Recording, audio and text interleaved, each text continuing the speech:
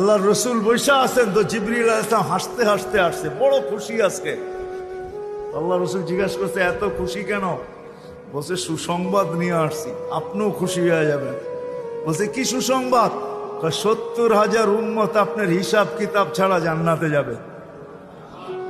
তো শুনতে দেরি, চেহারা মলিন হইতে দেরি হয় নাই। তো জিবরিল আলাইহিস সালাম বললেন এটা কি? আপনি তো খুশি হওয়ার কথা, চেহারা মলিন হলো কেন? মাত্র 70,000, আমার সাহাবী তো 1.25 লক্ষ, কিয়ামত পর্যন্ত উম্মতের কি হবে? এই জন্য চেহারা মলিন।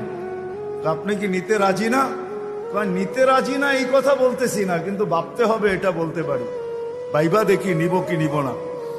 তো পাশে ওমর রাদিয়াল্লাহু তাআলা আনহু বসা, বলছে ওমর নিব 70,000, বিনা হিসাব কিতাবে জান্নাতে যাবে। যেমন উস্তাদ তেমনই তো ছাত্র হয়, পীর যেমন মুরিদ তো এমনই হয়, ঠিক না? হ্যাঁ, কি বলেন? সঙ্গী ভালো হলে আমিও ভালো হব, এটাই তো সত্য। নাহলে কোরআন কেন বলবে কুনু মা সাদিকিন?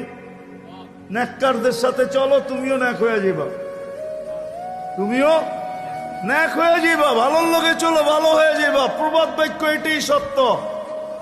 সৎ সঙ্গে স্বর্গবাস, অসৎ